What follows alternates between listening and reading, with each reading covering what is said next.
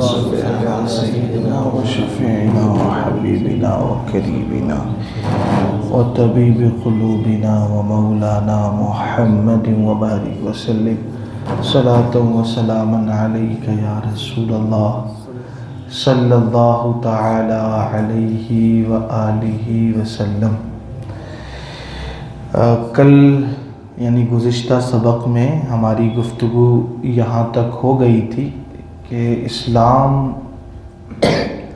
اور عقائد اہل سنت کو جاننے کے لیے کچھ بنیادی باتیں تھیں، جس میں پہلی چیز تھی ضروریات دین، پھر جس کو ہم نے ضروریات اسلام کے نام سے سمجھا تھا، پھر ضروریات اہل سنت اس کو جانا تھا، اور اس کے ساتھ ساتھ پھر ہم نے یہ بھی سمجھنے کی کوشش کی تھی کہ عقائد اہل سنت کس طرح ثابت ہوتے ہیں، ان کا انداز کیا ہوتا ہے۔ کئی ساری باتیں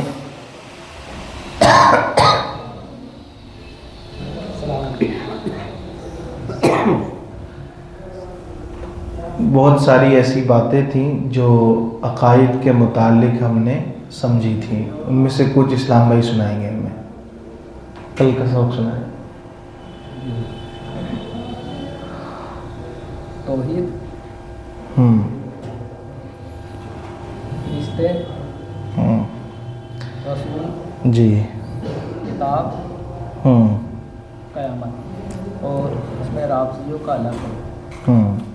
توحید، فرشتوں کی جگہ عدل کر دیا انہوں نے، اور رسول کتاب کی جگہ امام کر دیے، اور قیامت جو یعنی بنیادی عقائد جو قرآن پاک سے ثابت ہے وہ 5 ہیں۔ ایک تو اللہ پر ایمان لانا جس کو ہم توحید کہتے ہیں، دوسرا رسولوں پر ایمان لانا جس کو ہم رسالت کہتے ہیں، تیسرا فرشتوں پر ایمان لانا، چوتھا کتابوں پر ایمان لانا، پانچواں قیامت پر ایمان لانا۔ یہ ایمان کی بنیاد تھی، اساسیات، ضروریات تھے جو ہم نے گزشتہ سبق میں سمجھا۔ آج سب سے پہلے ہم سمجھیں گے کہ توحید کسے کہتے ہیں۔ توحید کو سمجھنے سے پہلے ہمیں یہ سمجھنا ہوگا کہ شرک کس چیز کا نام ہے۔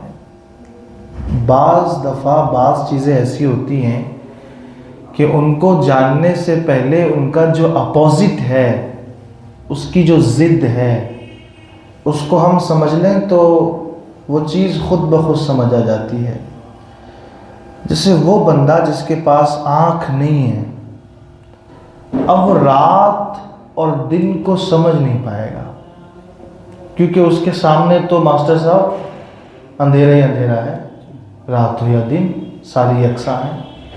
رات کو وہ رات سمجھے گا جس نے دن کو سمجھا ہو، جس نے دن دیکھا ہو، ورنہ نابینا اس کی آنکھوں کے سامنے تو اندھیرا ہی اندھیرا ہے، اب وہ رات کو رات سمجھ نہیں پائے گا۔ تو اس سے بات سمجھ آئی کہ جس کو دن سمجھنا ہو، پہلے جو دن کا اپوزٹ ہے رات، اسے سمجھے۔ جس کو رات سمجھنا ہو تو اس کا جو اپوزٹ ہے دن، اسے سمجھے۔ تو اسی کو علماء کہتے ہیں تعرف الاشیاء بازدادها۔ اس کا ترجمہ ہوتا ہے چیزیں اپنی ضدوں سے پہچانی جاتی ہیں، اپنی اپوزٹ سے پہچانی جاتی ہیں۔ جب اپوزٹ سائڈ کلیئر ہوگی تو آٹومیٹیکلی رائٹ سائڈ کلیئر ہو جائے گی، ہے نا جی۔ تو ہمیں اگر توحید سمجھنا ہے تو پہلے ہم شرک سمجھ لیں، چونکہ جو شرک نہیں ہے وہی توحید ہے، جو شرک نہیں ہے وہی توحید ہے۔ تو یہ ایک بہت بڑا مسئلہ ہے۔ آج پوری ایک تکفیری مہم چلی ہوئی ہے، مشرک بنانے کی مہم چلی ہوئی ہے۔ بات بات پر آپ انٹرنیٹ پر جائیں، سوشل میڈیا پہ جائیں، سوشل پلیٹ فارمز کا استعمال کریں تو لوگ توحید کی رٹ لگاتے ہیں۔ آخر یہ توحید ہے کیا؟ تو اس کو جاننے سے پہلے ہم سمجھیں گے کہ شرک کیا ہے۔ کیا سمجھیں گے؟ شرک کسے کہتے ہیں؟ ہے نا. تو شرک کہتے ہیں اثبات الشریک فی الالوہیہ.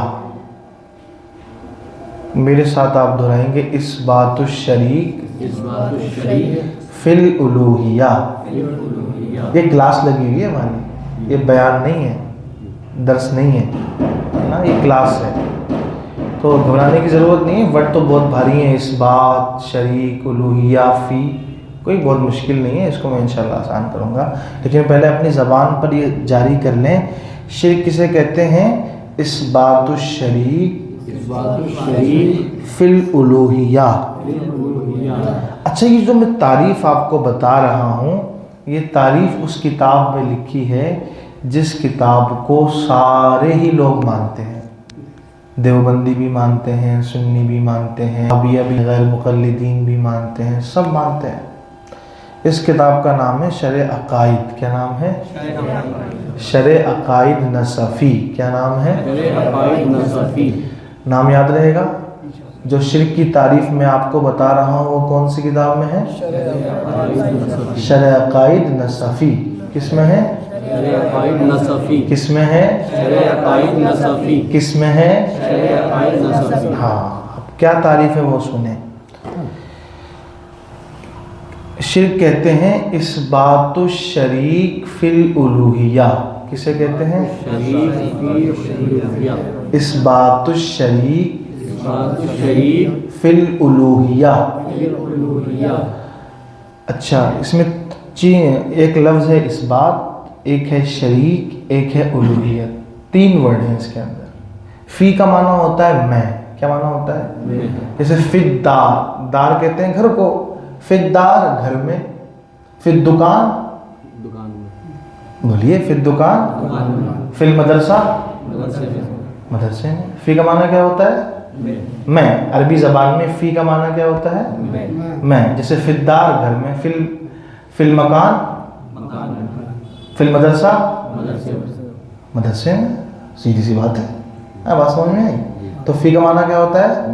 میں. تو اس میں ایک لفظ تھا اثبات، ایک تھا شریک، ایک تھا فی، ایک تھا الوہیہ. تو فی کا معنی میں نے آپ کو سمجھا دیا. فی کا معنی کیا ہوتا ہے؟ جیسے وہ کہے فی المکان، مکان میں. تو عرب میں جب جاتے ہیں نا تو کوئی پوچھتا ہے بھئی کہاں ہیں، تو وہ کہتا ہے فی المکان. کہاں ہوں میں؟ گھر میں. کہاں ہوں میں؟ گھر میں. ٹھیک ہے. تو فی کا معنی کیا ہوتا ہے؟ میں. کیا معنی ہوتا ہے؟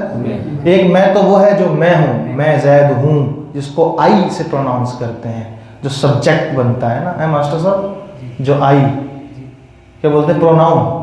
کیا ہوتا ہے؟ جو فرسٹ پرسن کو ڈیڈیکیٹ کرتا ہے نا. تو کوئی اسکول میں پڑھے آپ لوگ؟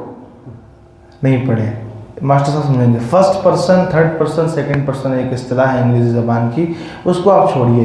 میں مطلب بات کرنے والا جب اپنے آپ کو ڈیفائن کرتا ہے، ایک میں وہ ہے. یہاں وہ میں مراد نہیں ہے.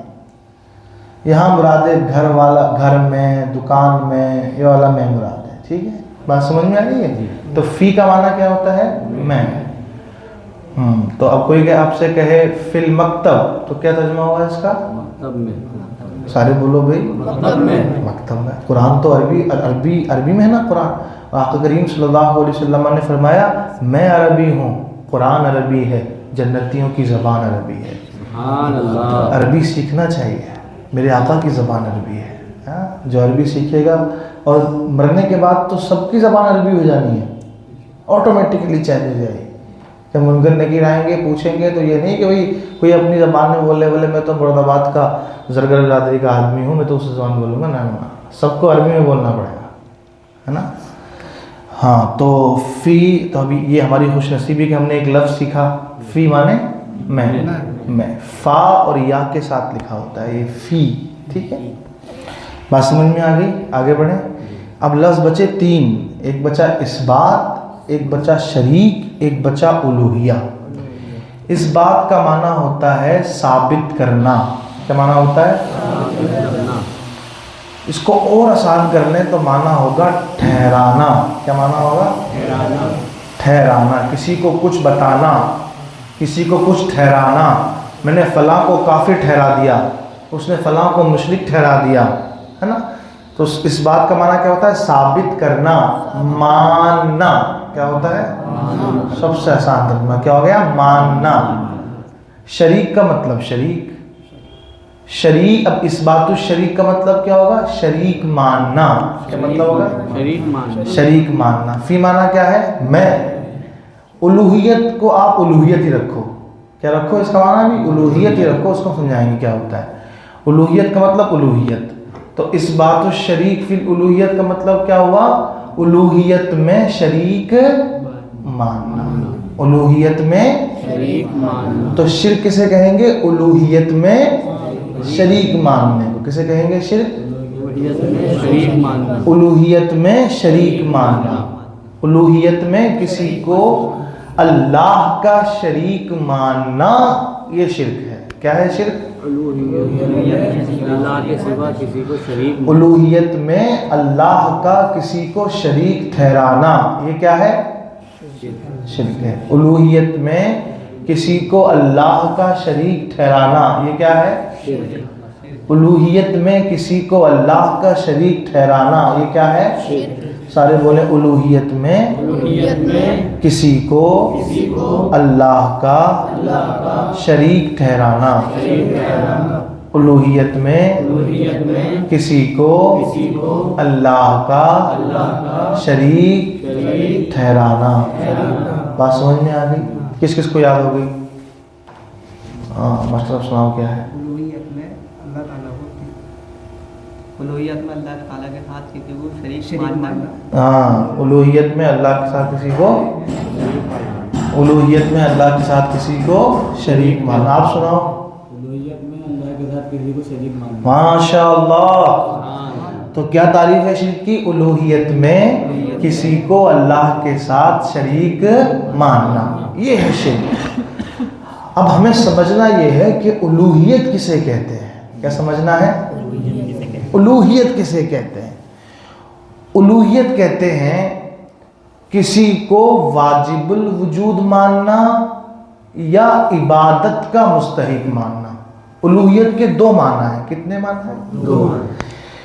ایک ہے کسی کو واجب الوجود ماننا. کیا ہے؟ ایک واجب الوجود ماننا. دوسرا کسی کو عبادت کا مستحق ماننا. کیا ماننا؟ عبادت کا مستحق ماننا. کیا ماننا؟ عبادت کا مستحق ماننا. الوہیت کا مطلب کیا ہے؟ کسی کو عبادت کا مستحق ماننا یا واجب الوجود ماننا. واجب الوجود تھوڑا سمجھنا پڑے گا ہمیں. واجب الوجود کہتے ہیں ایسی ذات جو ہمیشہ سے ہے اور ہمیشہ رہے گی. ایسی ذات جو ہمیشہ سے ہے، اس کی کوئی ابتدا نہیں ہے، کوئی انتہا نہیں ہے. انسان آیا ہے، اس کے آنے کا ایک وقت ہے، جانے کا ایک وقت ہے. بگننگ بھی ہے، اینڈ بھی ہے. ابتدا بھی ہے، اختتام بھی ہے. انتہا بھی ہے، آغاز بھی ہے، اختتام بھی ہے. شروع بھی ہوتی ہے، ختم بھی ہوتی ہے. اللہ کی ذات کب سے ہے یہ کوئی نہیں بتا سکتا. کب تک رہے گی یہ کوئی نہیں بتا سکتا. وہ ہمیشہ سے ہے اور ہمیشہ رہے گا. اسی کو کہتے ہیں واجب الوجود. کیا کہتے ہیں اس کو؟ واجب الوجود. کیا کہتے ہیں اس کو؟ ہاں. اب ہم اللہ کے علاوہ کسی کو واجب الوجود مانیں تو مطلب ہوا کہ ہم نے الوہیت میں اللہ کا شریک مان لیا. الوہیت میں تو واجب الوجود کون ہے؟ جو ہمیشہ سے ہو اور ہمیشہ رہے. واجب الوجود کا مطلب کیا؟ جو ہمیشہ سے اور ہمیشہ، جو ہمیشہ سے اور ہمیشہ. تو ہم غوث پاک کو مانتے ہیں واجب الوجود؟ نہیں مانتے. ہم تو کہتے ہیں غوث پاک پیدا ہوئے، نہیں کہتے ہم لوگ. جو ہم نے کہہ دیا غوث پاک پیدا ہوئے اٹ مینس ان کا آغاز ہے، ان کی شروعات ہے کہیں سے. پھر ہم کہتے ہیں غوث پاک وصال فرما گئے.